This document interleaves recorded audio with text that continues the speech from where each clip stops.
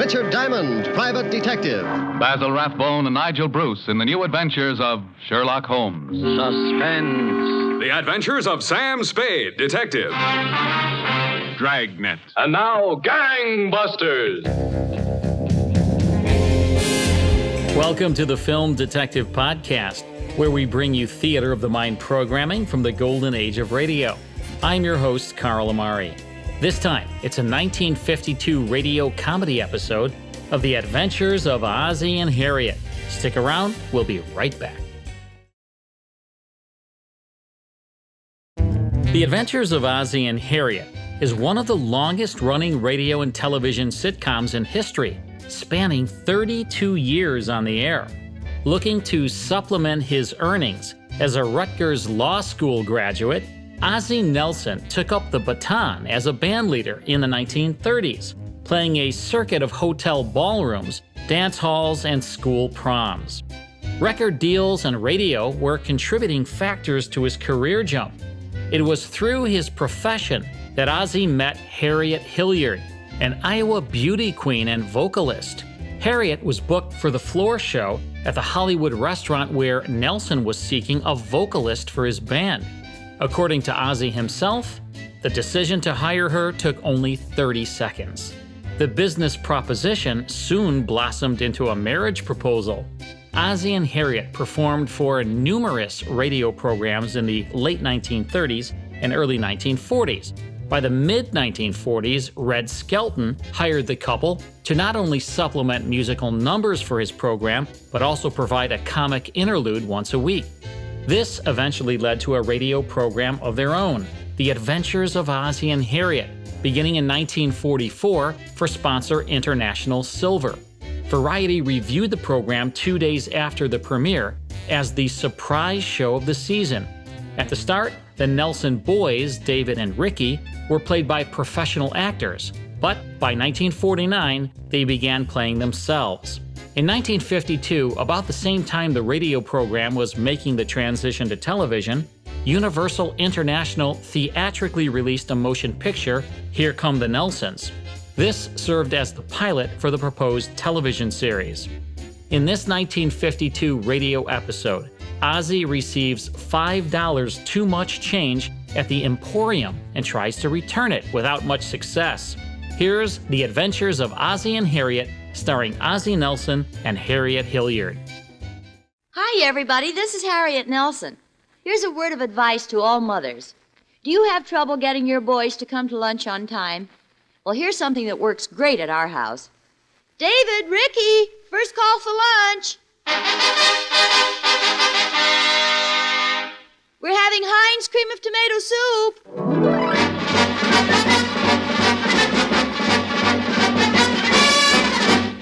Here we are, Mom. See what I mean?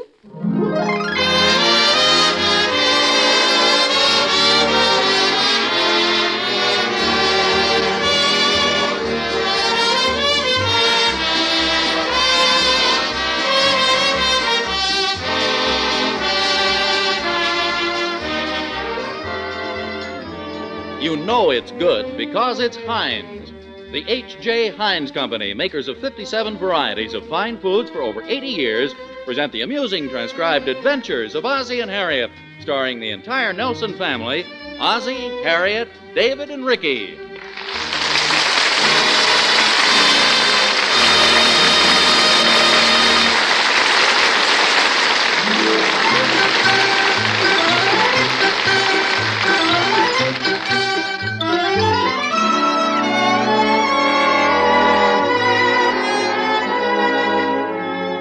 Well, let's look in at the Nelson household and see what they have on tap for us this week.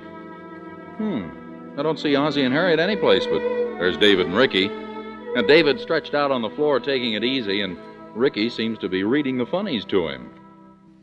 Then in the last box, the captain says, "Und now gives a good spanking for pulling the inspector's beard." And what is Rollo saying? Ha, ha, ha. Now read me Terry and the Pirates. Oh, come on, David. Read 'em yourself. Don't be so ungrateful. I used to read 'em to you, didn't I? Yeah, but that was before I could read. Besides, I have to make out my report. What report? We have a club meeting tonight. I'm the treasurer. Big deal. What do you need a treasurer for? You kids don't have any money. That's how much you know about it. How much you got in the treasury? We got plenty, boy. I'll bet. We got it hid in a swell place, too, boy. You'll never find it. Who wants it? Where is it? I'm not allowed to tell. It's a club secret. Okay, who wants to know anyway? It was my idea. It's a neat one, too, boy. Oh, hiya, fellas. Hi, Pop. Hiya, Pop. I might as well tell you, 'cause you're going to find it out pretty soon anyway. What's this? Well, I'm treasurer of our club. Big deal. Oh, good for you. I'm the only treasurer, too. The only treasurer? How many presidents do you have? 8. 8 presidents? Sure. And 6 vice presidents, 4 secretaries, and 2 ghoulies. What are ghoulies? Well, it's a thing we made up.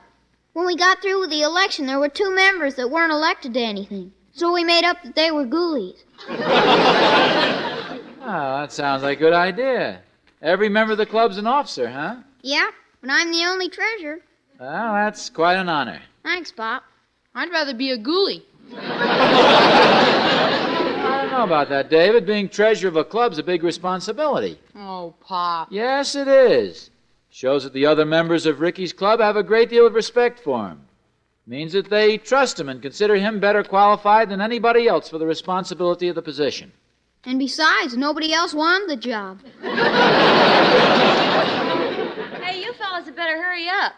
Okay, Mom. Come on, Moneybags. Okay, David. Cut the shoving. So long. So long. Bye, boys. Goodbye, boys. What was the big discussion about? Oh, Rick was telling me about some club he's in. Seems they've elected him treasurer. Oh, speaking of treasurer, I have to run downtown for a few things. Do you have any money? Money? Yeah, let's see. You took $10 yesterday. Did you spend all of it, or don't you know? Now, Harriet, I don't like the implications of that remark. I may act like I'm careless with money and look like I'm careless with money, and some people may think I'm careless with money. Do you know why? Because you're careless with money? No, because I've always got it figured out in my head. I don't have to keep figuring and adding all the time. I know just how much money I've got in my pocket right now. I believe you. I wasn't No, go ahead. Ask me how much I've got in my pocket. But I told you. Go ahead, ask me. How much money have you got in your pocket right now? Thought you'd catch me, didn't you? Just a second, I'll figure it out. 3 and 5, that's 8 and 10 and 20. Exactly 38 cents. Is that all you have, 38 cents? Yeah, there it is. 20, 30, 35, 37. No, that's right, I weighed myself. 37 cents left out of $10. What'd you buy, an automobile? No, it so happens I can explain every penny. No, I was only kidding. No, wait a minute, I'd rather. Now, let's see. First, I went to the garage and had the car filled up with gas. That was 3.5. 6.5 to go. Then I met Thorny. That cost me about $1.50. 2 cheese sandwiches, 2 chocolate malteds, 2 pieces of pie, and the check was under my plate. I think I was framed. That's 5. Then I went down to the Emporium and bought a shirt. They were on sale. That was 3.5. After that, I stopped in at the hardware store to get a padlock for the garage. Oh, I got a flashlight that shines red and green. That's something we need. Oh, desperately. What'd you say? Nothing. Go ahead. Oh, I also found a set of wrenches for the car and a box of magic crystals for the fireplace. They make the fire burn all different colors. It's quite an idea. All that came to about $4. What about the padlock? Well, I'll pick that up next time. Then I stopped at the drugstore on the way home, and I bought some toothpaste and a can of shoe polish and some magazines, which came to a little over $2. There, you figure it up. I have. I've been writing it down. Altogether, you spent about $15. All right. 15? No. You must have made a mistake. I only had $10 with me. Let's see. Gasoline, 3.5. Thorny and the sandwiches, $1.50. Yeah, that's 5. Shirt at the Emporium, 3.5. After that, temptation at the hardware store, $4.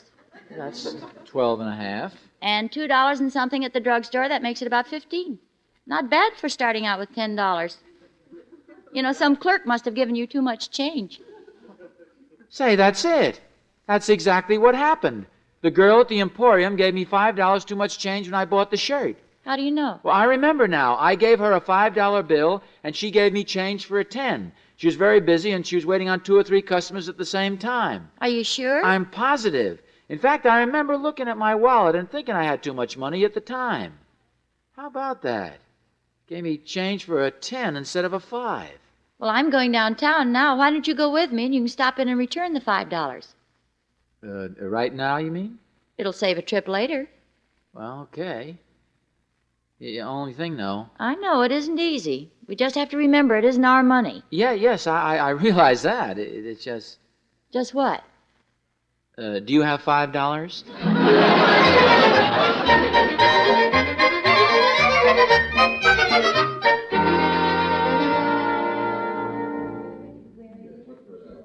I'm going to shop here at the Emporium and then go across the street. Do you want to wait for me? No, that's okay. Why don't you go ahead and I'll see you at home later. Okay, bye. Bye. So she says to me, he's a swell guy, but he never wants to take me out. And I said, well, that's the trouble. Oh, just a second. What can I do for you, sir? Wasn't there another girl working at this counter yesterday? Oh, yes, that's Ingrid Mahoney. She isn't here anymore. Oh. Well, I bought a shirt here yesterday, and she made a mistake. All adjustments are made on the 3rd floor upstairs. So she says to me, what would you do? Pardon me. Yes? Well, this Miss Mahoney made a mistake in the change. I'm sorry, but all adjustments are made on the 3rd floor upstairs. So she says to me, what would you do if you were me? Here she's going steady with this fella who won't take her out, and another fella's dying to take her out. So what's she going to do? Tell her to go upstairs.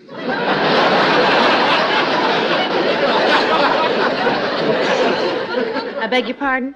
All adjustments are made on the 3rd floor.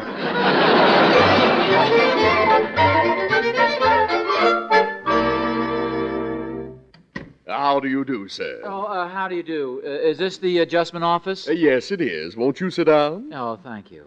Is there anything I can do for you? My name is Nelson. I bought a shirt here yesterday, and the girl gave me the wrong change. You're supposed to count your change before you leave the counter. There's a sign right there in black and white. Well, yes, I know, but it happens I was in a hurry. We can't be responsible if you're in a hurry. No, I only... Now, let's be cool and practical about this, sir. How do you know you didn't make a mistake? Well, I checked and double-checked. Perhaps you were confused. No, I wasn't confused. I don't get confused about things like that. Then why didn't you read the sign? We can't go making good every time somebody says he was short-changed. No, I wasn't short-changed. I got $5 too much. You weren't confused. You don't get confused. No. Do you know what you just said? What? You said the girl gave you $5 too much. Well, that's right, she did. Now I'm confused. You say you got $5 too much? Yes, that's right. Then what's your complaint? Well, I want to return the $5. What's your racket, bud? I haven't got any racket. I came in here to give you back the $5. A likely story. Mr. Nelson, do you think I believe for one moment that any human being with a mentality higher than an orangutan would return money to a department store? Now, look, I didn't come here to be called an orangutan. Here's your $5. Goodbye. Come back here. Don't you dare leave that $5 bill on my desk. But that's the $5 the girl gave me. You can't leave it here. You can't. But I just told you it's your $5. I never admitted it. You haven't got any witnesses. Look, all I want to do is give you this money and go home. Now, here's your $5. Now, look, Mr. Nelson, you can't do this to me. Do what to you? Mr. Nelson, you look like a reasonable man. Try to see my side of it. The books are already balanced for yesterday. This $5 bill will throw them off. They'll be off for a month, for the semi-annual audit, for the yearly balance sheet. The auditors will be here at the end of the year, and here I am, unbalanced. They'll find out in a minute. You can't put anything over on those fellows. What'll I tell them? You can't leave that $5 here. You can't. Oh, okay. If you feel that way about it, I'll keep the $5. Oh, thank you, Mr. Nelson. Not at all. If there's ever anything I can do for you in return... No, that's all right. Just forget it. Oh, here's a calendar. And a courtesy card entitling you to an hour's free parking. Oh, thank you. Mr. Nelson, it's been a pleasure to meet a man as understanding and accommodating as you. Oh, that's perfectly all right. And I hope you won't take it personally if I make a suggestion. What's that? Either count your change before you leave the counter or don't count it at all!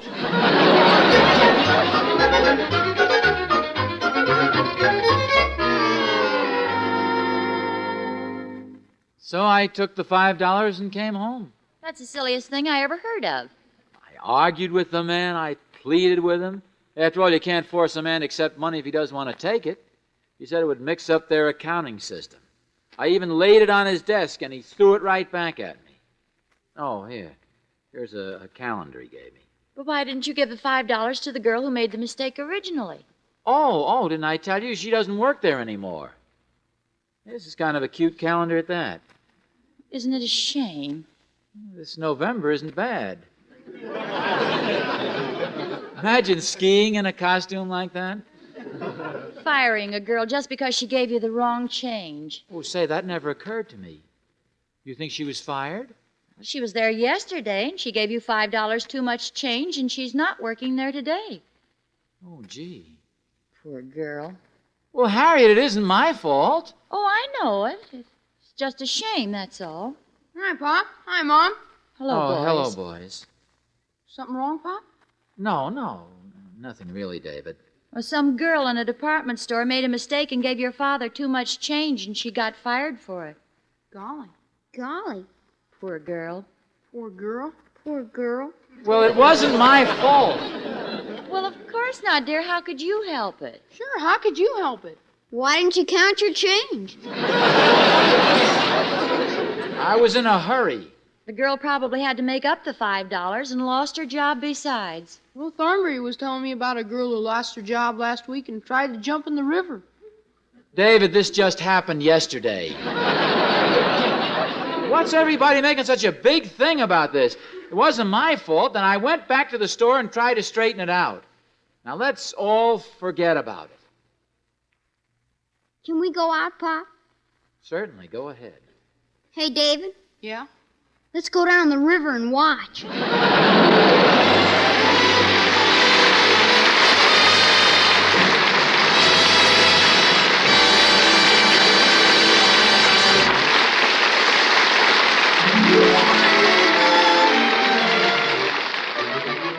Ozzie and Harriet will be back in just a moment. If you're one of those women who still think of soup as primarily a dish for women and children, you should see how many men order soup when they lunch out. Of course, some soups are more the He-Man type than others. Take, for instance, Heinz beef noodle soup. Every bowl is packed with the rich nourishment of tender beef and mouth-watering egg noodles. Pour Heinz beef noodle soup piping hot into a thermos if your husband carries his lunch, or give him Heinz beef soup with vegetables. You'll find that the youngsters, too, really go for these two hearty Heinz soups. So serve them often for the one hot dish everybody needs at every meal.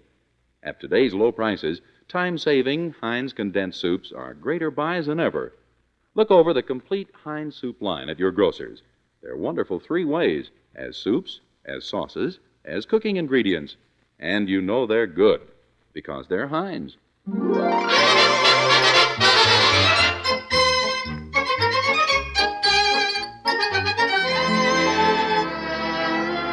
And now let's see what's going on with Ozzie and Harriet. As we rejoin them, Ozzie's out in the backyard, staring into space, when along comes neighbor Thornberry. Hi, Oz. Oh, hello, Thorny. What are you so worried about? You look as if you'd lost your last friend. Honestly, Thorny, I can get in... No, you wouldn't be interested. Oh, come on, Oz. Cut it out. You know I'm always interested in anything. It all started when I went down to the Emporium to buy a couple of shirts. There's a salesgirl who waited on me. Just a minute, Oz. Maybe it's best that you don't tell me. Well, you asked me to tell you, so now you're going to hear it whether you like it or not. Okay, Oz, go ahead. You were saying this beautiful salesgirl waited on you. Yes, this beautiful Now, wait a minute. I didn't say that. Anyway, I bought a white shirt, and this girl gave me $5 too much change. I don't know why I didn't catch the mistake at the time. I understand, Oz. You don't have to explain. Understand what? Fight it, Oz, old boy. Fight what? This mad infatuation. Look, Thorny. All I did was go in and buy a white shirt. It's very obvious. You don't have to explain to me. There's a bit of the mad beast in every man, but you've just got to fight it. Oh, for goodness sakes. Did you read this month's Cosmopolitan? No, I didn't. Well, maybe it was last month's. Anyway, there was a story there, and the parallel is amazing. Look, Thorny. Fight it, Oz. I don't want to fight it. The whole thing is ridiculous. Did Harriet suggest that you find out the girl's name and give back the $5? No, she didn't. There you are. Where am I? Well, she understands. She sees the danger. Oz, we got to face it. Ever since the beginning of time, women have had intuition about these things. Now, you take this story I was reading in the American Weekly. No, it was Cosmopolitan. No, this was a different one. It seems there was this girl and this man... Now, Thorny, wait a minute, will you please? Before you change the subject, you really think that Harriet might be a little, you really think so? Well, if she didn't, wouldn't she be the first to suggest that you find out where this girl lives and take the money over to her? Well, she'd come right out and say... Ozzie? Yes? Oh, hello, Thorny. Ozzie, I've just been thinking this thing over. Why don't you find out where this girl lives and take the money over to her? Well, that's a wonderful idea, Harriet. Only thing is you just set women's intuition back 2,000 years. I can't understand it. Well, don't look so disappointed, Thorny. Fight it, old boy. Fight it.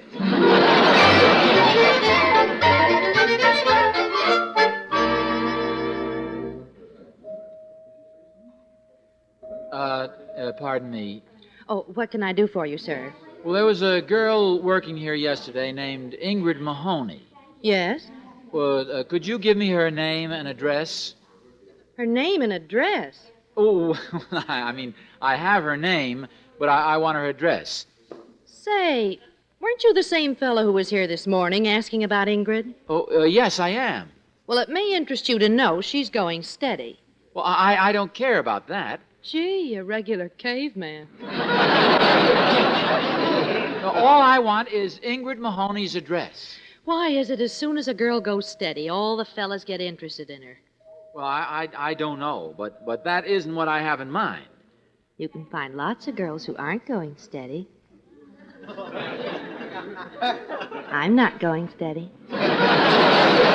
I'm afraid you misunderstand. You see, I'm already married. Oh. Do you by chance ever read Cosmopolitan magazine? Yes, no. I'm familiar with the story you're talking about, but really, I'm here on strictly a business matter. Oh, darn. Why is it every wolf I meet turns out to be a cocker spaniel? Would you please listen to me for a moment? I bought a shirt here yesterday, $5 too much change. Oh. Well, the adjustment department I've already been upstairs to the adjustment department. All I want now is to find out where this girl lives so I can give her back the $5. It's as simple as all that. Oh, yes, I see. Good. But if I were you, sir, I'd stick to the caveman line. It works much better with us girls. See, that's a good idea. Listen, babe.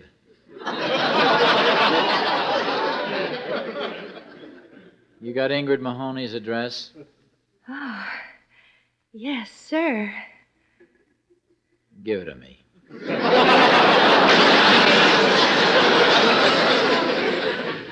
Yes, sir. 25 Chestnut Street. Thanks. So long, Toots.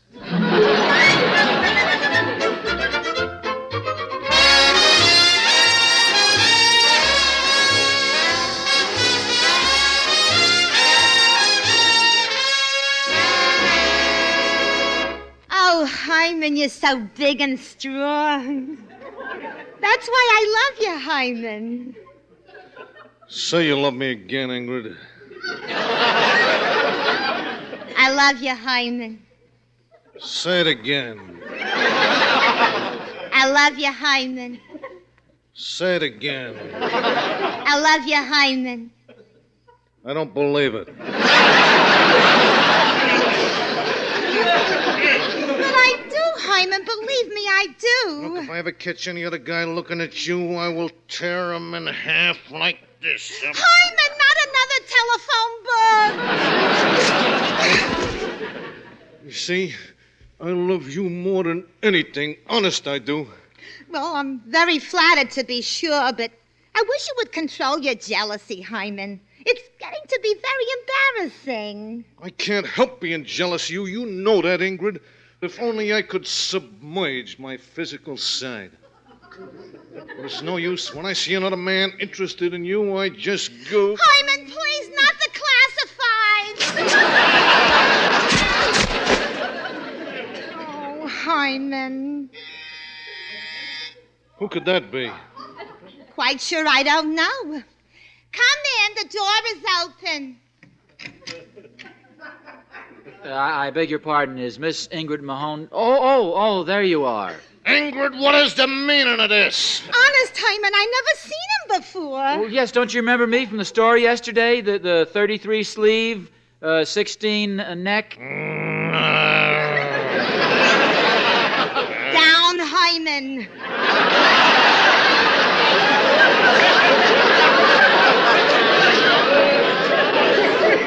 Look, I tell you, this man is a stranger. Well, yes, in a way, but don't you remember at the store yesterday, I gave you a 5, and you evidently gave me change for a 10. Weren't you $5 short in your accounts? I was no such a thing. Are you sure? Well, naturally I'm sure. And now, if you don't mind, you have made Hyman cry. Now, please believe me, Herman. I tell you, she was just another girl to me. She was? Oh, of course. It's just that to you she seems so irresistible. You sure? Oh, of course. To other men, she's just an ordinary girl like thousands of... Miss Mahoney! Ingrid! Miss Mahoney! Ow! Please!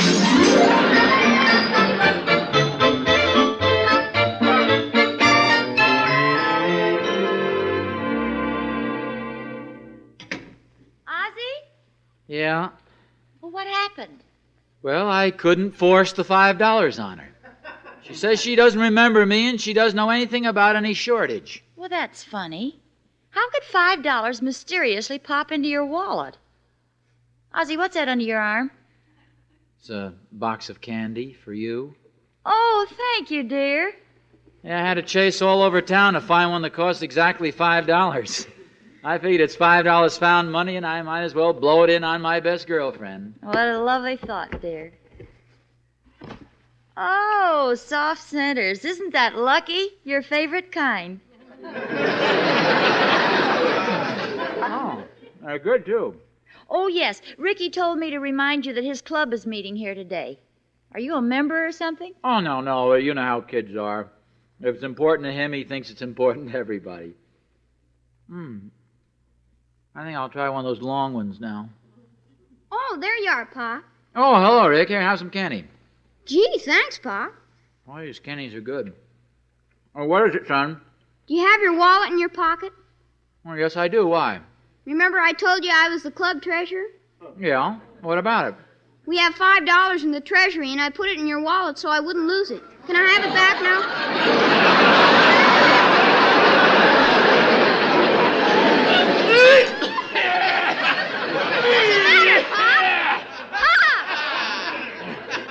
Ricky, you better go up and filibuster your club for a while. Your dad's trying to cough up $5.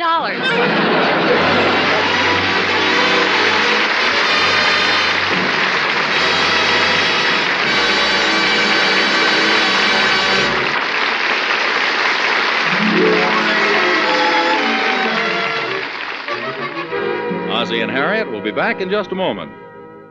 Now that the days are longer and the outdoors beckons with all its fresh green beauty, you homemakers hate to feel kitchen-bound. So how about planning oven meals that cook while you're away? Fix a casserole dish with Lush's Heinz cream of mushroom soup as the base.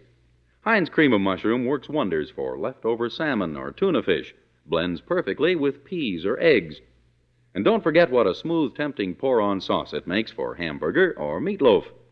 Of course, quick-to-fix Heinz Cream of Mushroom is a mighty savory soup, too, with a party look and taste. Serve it for lunch with a fruit salad, corn sticks, and a light dessert. Get a few cans tomorrow. In fact, look over the complete line of Heinz condensed soups. At today's low prices, they're great eating for surprisingly little money. And you know they're good, because they're Heinz.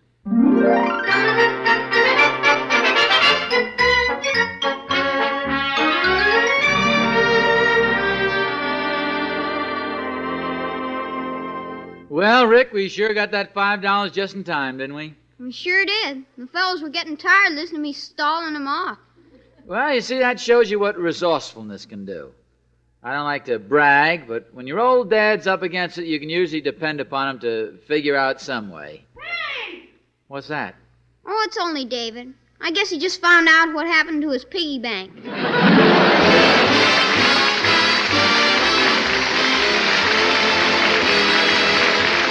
Next week to another described adventure of Ozzie and Harriet, presented by the H.J. Heinz Company and starring Ozzie Nelson and Harriet Hilliard. And remember, Heinz soups are condensed. You get twice as much soup by adding an equal part of milk or water. That suits me fine. Me too. I like a lot, boy. Appearing in support of Ozzie and Harriet were their two sons, David and Ricky Nelson, John Brown, Sarah Berner, Sheldon Leonard, Paula Winslow, Frank Nelson, and yours truly, Vern Smith. Original music was composed and conducted by Billy May. So long, folks. This is Ozzie saying goodnight for the 4 Nelsons and the 57 varieties. Celebrate National Baby Week by serving your youngster the quality foods he deserves. Heinz Baby Foods, backed by an 83-year quality reputation. At your grocer's, you'll find over 50 kinds of better-tasting Heinz Baby Foods, pre-cooked cereals, strained and junior foods. They're recommended by doctors everywhere. And that's The Adventures of Ozzie and Harriet, starring Ozzie and Harriet Nelson, from April 25th, 1952. Also heard in the cast, David Nelson, Ricky Nelson, John Brown, Paula Winslow, and Frank Nelson. Sponsored by Heinz, is heard on ABC. Next time on the Film Detective Podcast, Les Damon stars as Michael Waring, Private Eye, also known as The Falcon from 1950, so don't miss it. To learn more about this series, visit thefilmdetective.com. See you next time.